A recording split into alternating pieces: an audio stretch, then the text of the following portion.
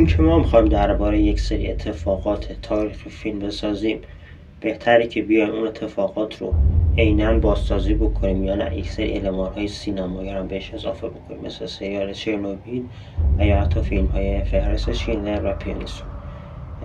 به این بهونه میخوایم بررسی بکنیم فیلم دختری با سوزن، فیلمی که نامزد هستش در بخش غیر انگلیسی زبان‌های اسکار 2024، محصول مشترک بین سینمای دانمارک و سوئد. پس به سینماتوگراف همراه باشید.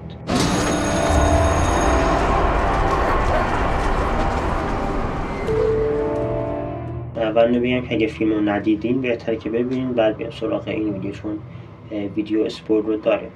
به این دلیل که میخوایم بررسی بکنیم از ابتدا تا به انتهای فیلم رو، و بگم که چرا کلیتش رو دوست نداشتم و اون اندک بخشی که دوست داشتم کجاهاش بودم. در ماه‌های پایانی جنگ جهانی اول هستیم. فیلم درباره یک دختر طبقه فقیر جامعه هستش، یک جامعه اروپایی که البته به دقت اشاره نمیشه کدوم کشور، فقط اروپا بودنش رو می‌بینیم توی فیلم.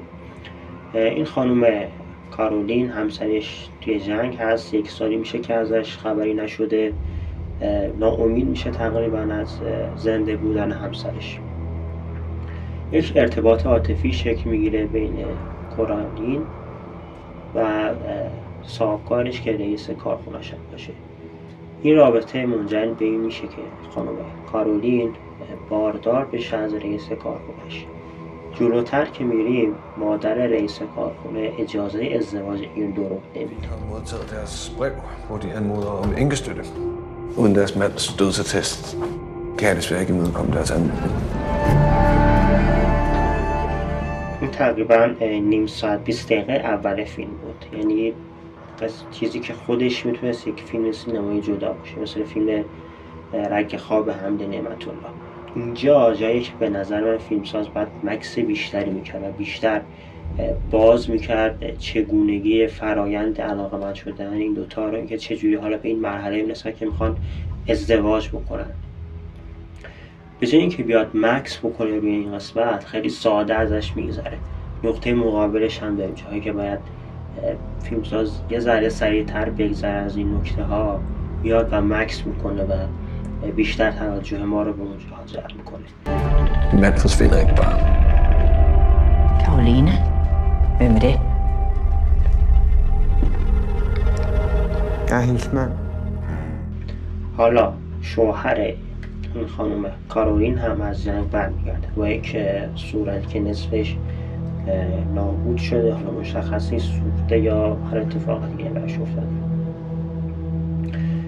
شوهره میره، قبل از اینکه مادر اجازه نده اینو تا هم ازدواج بکنن، کارولین پس میزنه شوهرش رو، به این دلیل که میخواد ازدواج بکنه با اون رئیس کارخونه‌اش.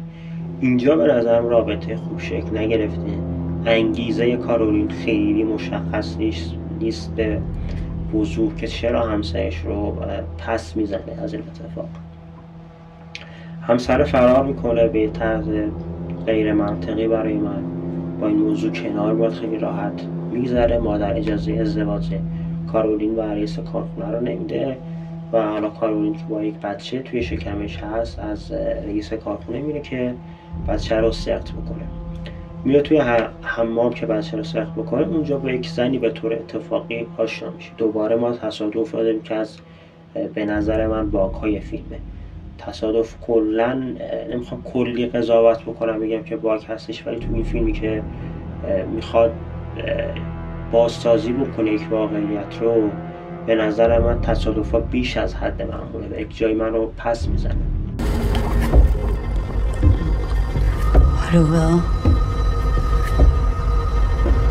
Så jeg har fået et nyt liv.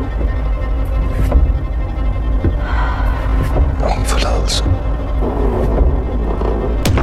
آشنا میشه با این زن و این زن بهش میگه که میتونی بچه‌تو به دنیا بیاری و اگه خواستی سرپرستی اون رو به کسی دیگه بدی.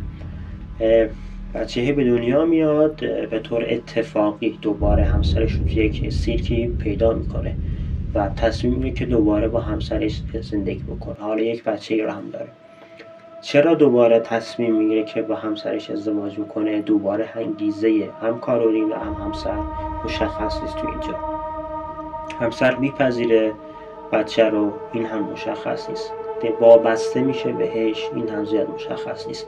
اینکه چرا مخالفت میکنه به اینکه کارولین بره و بچه رو بسپره به پرورشگاه، این هم مشخص نیست. زمینیم که اول جایی که بر میگرده همسرش از جنگ، کارولین میگه که تو این 1 سال چرا جواب نامه هم رو ندادی؟ میگه شهروندم. یعنی تا همینقدر فیلمساز بدون منطق داره پیش میره، تا همینقدر انگیزه کاراکترها از کنش هایی که انجام میدن نامشخصه. Verden er et frygteligt sted. Men vi bliver nødt til at tro på, det ikke er sådan. Hvorfor skulle de hjælpe? Hvem skulle ellers gøre det? بچه رو به یک پرورشگاه غیر قانونی میسپره، به یک زنی که اسمش هم یادم نیست. حالا دیگه زن بچه 2 خطابش کنیم چون اسمش هر کاری کردم تو ذهنم نموند. حالا یک پولی رو باید بده به این زن، ولی چون فقیر هستش و پولی به اون صورت نداره، تصمیم که شیر خودش رو به اون زن اهدا بکنه. کارولین تصمیم میگیره که با این زن قاتل و دختر بچه‌اش زندگی بکنه. دوباره اینجا شوهره رو به حاشیه میره، اصلا معلوم نیست که سرنوشتش چی میشه. این وسط یک خانواده دیگه یک بچه‌ای رو میارن و میسپارن به زن قاتل تا اون بچه رو بسپاره به یک خانواده های متمولی که بعداً معلوم میشه اصلا کارش این نیست. کارش اینه که پول بگیره از خانواده ها و بچه ها رو به طرق مختلفی سر به نیست بکنه. این در 1/3 پایانی فیلم معلوم میشه. حالا این بچه‌ای که سرپرستیش داده میشه به این زن یک وابستگی عاطفی پیدا میکنه با کارولین. اینجا هم به نظر قسمتی که درست بهش پرداخت نشده، رابطه این دوتا خیلی برای من اون چیزی که باید میبود نیستش. همطور که رابطه دوتا زن یعنی کارولین و زن قاتل هم خیلی برام جذاب نبود. وابستگی پیدا میکنه و در طی این اتفاقات میفهمه که این زن اصلا کارش این هست. حالا اینکه میفهمه دوباره چرا با این موضوع کنار میاد که اون زن رو لو نده به قانون یا هر کس دیگه ای، دوباره از علامت سوالهایی که در طول فیلم برای من باقی مون و پاسخی بهش نداد فیلمساز. دوباره ما این موضوع رو داریم که این زن قاتل چرا اون یه دونه دختر خودش رو نکشته و نگه داشته، پاسخ داده نمیشه. اینکه چه کسی این زن قاتل رو لو میده در انتهای فیلم و پلیس دستگیرش میکنه باز هم پرداخته نمیشه. اینکه کارولین چرا در انتها تصمیم میگیره که برگرده به شوهرش و دوباره با اون زندگی بکنه، دوباره انگیزش معلوم نیست. اینکه چرا دختر زن قاتل رو سرپرستیش رو به عهده میگیره، این هم توی فیلم مشخص نیستش. فیلم جاهایی که باید مکس بکنه مکس نمیکنه و جاهایی که باید بگذره نمیگذره.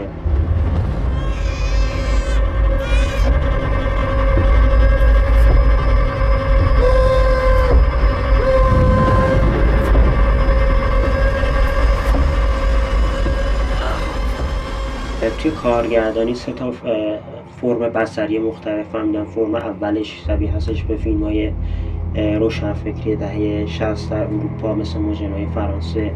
اواسط فیلم دوربین رو سعی میکنه دوربین صرفا روایتگر وقایع بسازه. در اواخر فیلم اون سکانس دادگاه که میرسه، فیلم میره به سراغ اینکه شبیه بشه در دوربین به سینمای صامت. انگار خود فیلمساز هم نمیدونه که مسئلهش بالاخره چیه، این فیلم درباره چی هستش. آیا یک فیلم درباره یک زن، فیلم زنانه است، درباره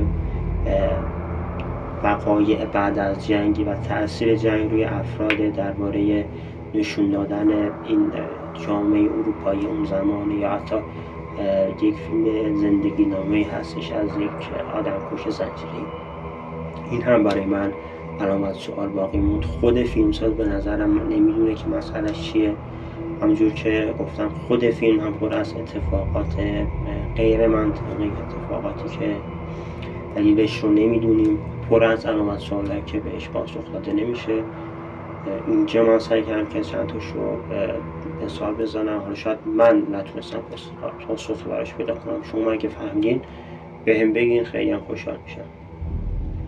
اون قسمتایی که دوست داشتم اون بخشایش بود که یک مقداری احساس نزدیکی کردن به کاراکتر کارو، یعنی مصائب زن بودن رو بخشایش رو درک کردن، مثل جایی که تصمیم گرفت کودک خودش رو سقط بکنه. کارولین هیچ جا برای من تبدیل به تیپ یا حتی شخصیت نشد. کنشی که داره فقط و فقط گریه کردن. یک زن درمانده است، یک زن تا حدودی میشه گفت نگاهی که فیلمساز بهش داره، نگاه ترحم آمیز. سرنوشتش هم خیلی برای من مهم نیست توی فیلم که چی میشه. به نظرم نه تیپ شده نه شخصیت. همین. مرسی که این ویدیو تا تماشا کردین. لایک و کامنت و سابسکرایب فراموش نشه. به سینماتوگراف همراه باشید. Hvad gjorde du med dit barn?